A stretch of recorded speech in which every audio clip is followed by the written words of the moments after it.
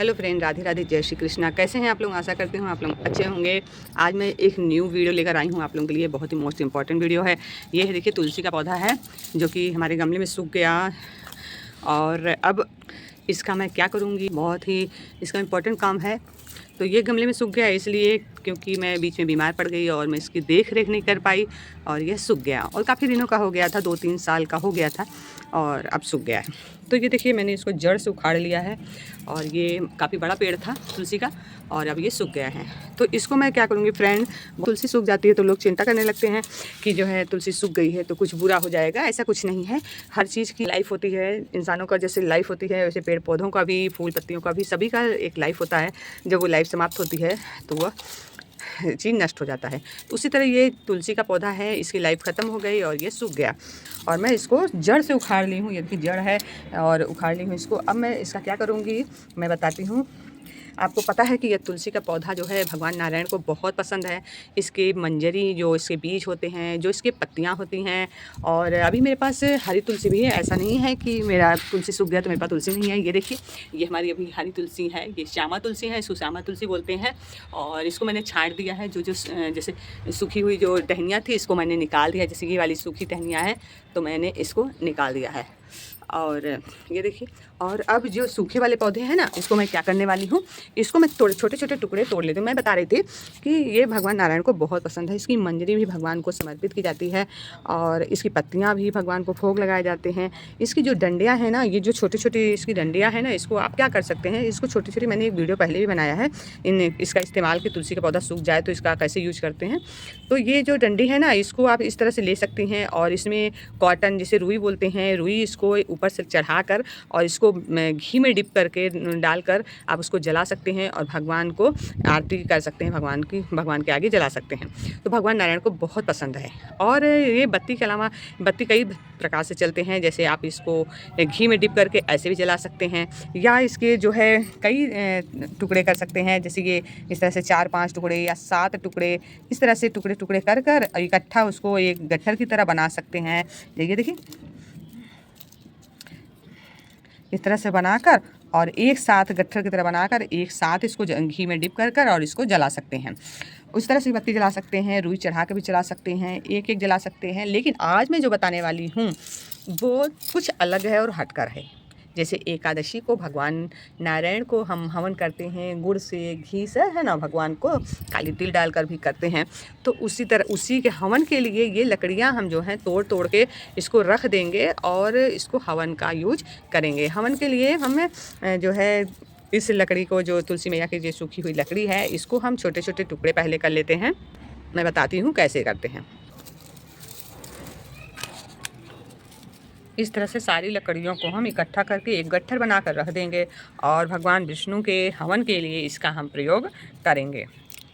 इसका हम प्रयोग हवन के लिए कर सकते हैं, बत्ती बनाने के काम आ सकता है। बत्ती बनाकर हम इसको भगवान की आरती कर सकते हैं, जला सकते हैं, उनके आगे दीपक बनाकर जला सकते हैं।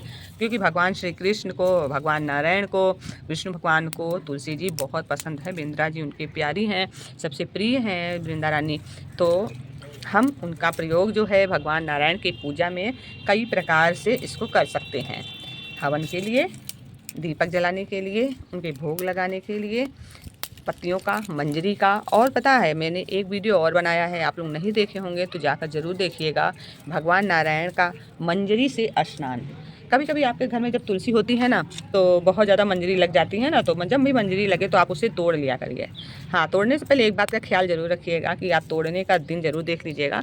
शुक्रवार के दिन तुलसी नहीं तोड़ी जाती है, तो उनकी मंजरी और उनकी पत्तियों का भी नहीं तोड़ा जाता है। शुक्रवार है, मंगलवार है और अमावस्या, पूर्णिमा को और एकादशी को और रविवार को तुलसी जी नहीं तोड़ी जाती हैं, ना उनकी पत्तियां तोड़ी जाती हैं, ना उनमें जल दिया जाता है। जल तो केवल संडे को और एकादशी को नहीं दिया जाता है, सॉरी, जल तो रोज देते हैं, केवल संडे को नहीं दिया जाता है, रविवार को और एकादशी को। इन 2 दिन में तुलसी मैया व्रत रखती हैं भगवान नारायण के लिए, तो आप उनमें जल नहीं डाल सकते हैं। और देखिए, ये तो हो गया हमारा जो है लकड़ी हवन के लिए मैंने तैयार कर लिया है।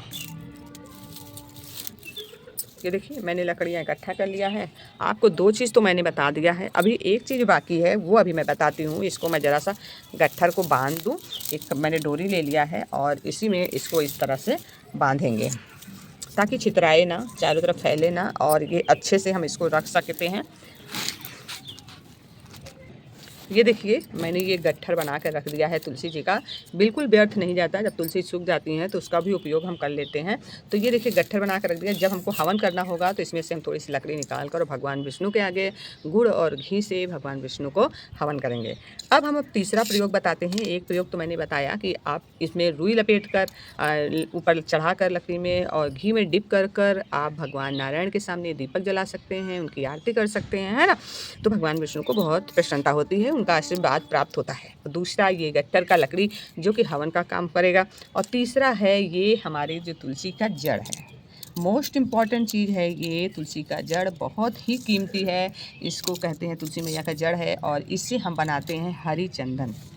हरी चंदन बनाने के लिए हमें इस जड़ को धुल देना है अच्छे से। इसको धुल कर पानी में इसको 1-2 दिन तक डिप करके रख देना है।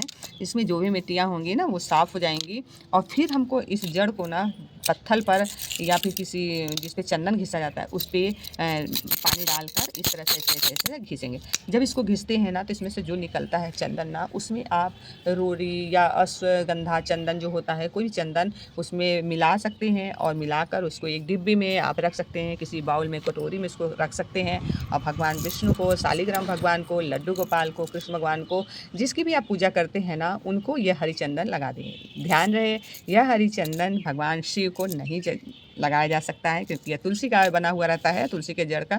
तो ये भगवान विष्णु को ही प्रिय है। तो आप इस हरी चंदन का प्रयोग आप भगवान विष्णु के लिए ही करिएगा। तो आपको समझ में आ गया ना कि इस लकड़ी जो नीचे का ये भाग जो जड़ का भाग है इसको हमको अच्छे से धुल देना है, पानी में भिगा कर रख देना है। 1-2 दिन फूला रहेगा तो घिसेगा, अच्छे से घिस सकता है।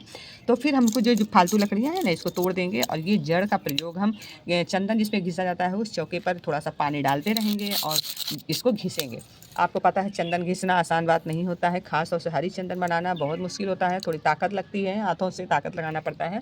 अच्छे से इसको घिसेंगे ना तो इसमें से चंदन निकलेगा और वह चंदन बहुत पवित्र होता है। हरी चंदन भगवान विष्णु को अति प्रिय होता है, बहुत ही पसंद है उनको यह तुलसी का बनाया हुआ हरी चंदन। तो आप जब उसको घिस लीजिए तो थोड़ा सा रहेगा, उसमें और भी चंदन मिला सकते हैं, पीला चंदन मिला सकते हैं, हल्दी मिला सकते हैं और मिलाकर किसी डिब्बी में या फिर किसी कटोरी में आप उसको रख सकते हैं। और उसके बाद जब भी आप पूजा करिए तो इस हरी चंदन को भगवान विष्णु को, कृष्ण भगवान को, राम जी को आप लगा सकते हैं और उनका आशीर्वाद प्राप्त कर सकते हैं। तो ये मैंने तुलसी, सूखी हुई तुलसियों का प्रयोग बताया कि आप इसका इस्तेमाल कैसे करें। ऐसा ना सोचिए कि तुलसी जी सूख गई तो बेकार हो गया। नहीं, तुलसी मैया तो हमारी माँ है, वो बेकार तो हो ही नहीं सकती हैं। उनका प्रयोग हम बहुत तरीके से कर सकते हैं।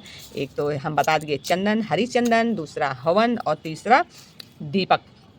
तीनों चीज़ें बता दिया है हमने आपको। अगर वीडियो अच्छा लगे तो लाइक कमेंट शेयर ज़रूर करिएगा। और जो लोग भी पूजा पाठ करते हैं, ज़्यादातर तो पूजा पाठ का ठेका हमारी बहनें ही लेकर रखती हैं घर में, क्योंकि वो जब फ्री हो जाती हैं तो भगवान को भजती हैं, पूजा करती हैं अपने बच्चों के लिए, अपने परिवार के में सुख समृद्धि के लिए, शांति के लिए। तो मैं भी अपनी भगवान की पूजा पाठ करती हूँ और इसका प्रयोग मैं चंदन के काम में ले आऊँगी। इसका चंदन बनाऊँगी और भगवान कृष्ण कन्हैया को इसका चंदन लगाऊँगी और इससे हवन करूँगी इस लकड़ी से। तो इसी के साथ वीडियो समाप्त करते हैं। Thanks for watching. वीडियो देखने के लिए बहुत बहुत धन्यवाद और उम्मीद है कि आप लोगों की वीडियो अच्छी लगेगी। जो लोग सोचते होंगे तुलसी सूख गई हैं और निराश हो जाते हैं तो प्लीज़ बिल्कुल निराश मत होइए। और नई तुलसी का जो इसमें मंजरी रहता है जो छिड़ जाता है, नई तुलसी निकल आती हैं, ऐसी बात नहीं है। जहाँ तुलसी मैया रहती हैं उनके बहुत सारे पौधे निकल आते हैं। तो आप नई तुलसी की पूजा करिए, उसमें जल अर्पण करिए और जो पुरानी तुलसी सूख गई हैं उसके लिए बिल्कुल निराश मत होइए। उनका प्रयोग आप इस तरह से कर सकते हैं।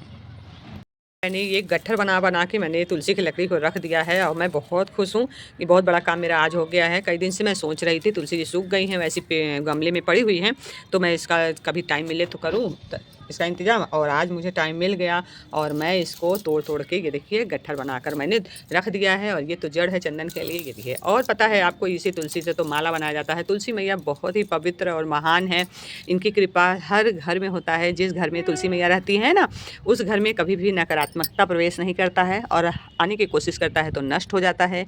वहाँ कभी भी दरिद्रता निवास नहीं करती जिस आंगन में तुलसी मैया होती हैं। और कहते हैं कि तुलसी मैया का जो माला बनाया जाता है, जो इन डंडियों से मोतियाँ बनाई जाती हैं, उसके माले बनते हैं, कंठी बनता है, लोग गले में धारण करते हैं। तो जो लोग को तुलसी मैया के बनाए हुए तुलसी मैया के जड़ का, ये डंडी का जो माला मिलता है, कंठी मिलता है, जो गले में धारण करते हैं, उनके अंत समय में यमराज के दर्शन उनको नहीं करना पड़ता। जो यमराज प्राण लेने आते हैं तो जीव बहुत ही डर जाते हैं, बहुत ही कष्ट में होते हैं उनको, क्योंकि उनका रूप बहुत भयानक होता है, भयावह होता है।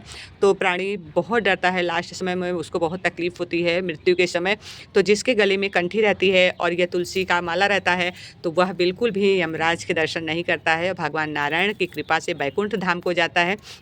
और जिन लोगों के गले में तुलसी नहीं रहती और उन मृत्यु को प्राप्त हो जाते हैं, तो उनके लिए है कि उनको जब चिता में जलाया जाता है उनको, तो उनके चिता में उनकी लकड़ियों के साथ अगर तुलसी की लकड़ी रख दी जाती है, दे दिया जाता है चिता में, तो भी वह बैकुंठ धाम को जाते हैं।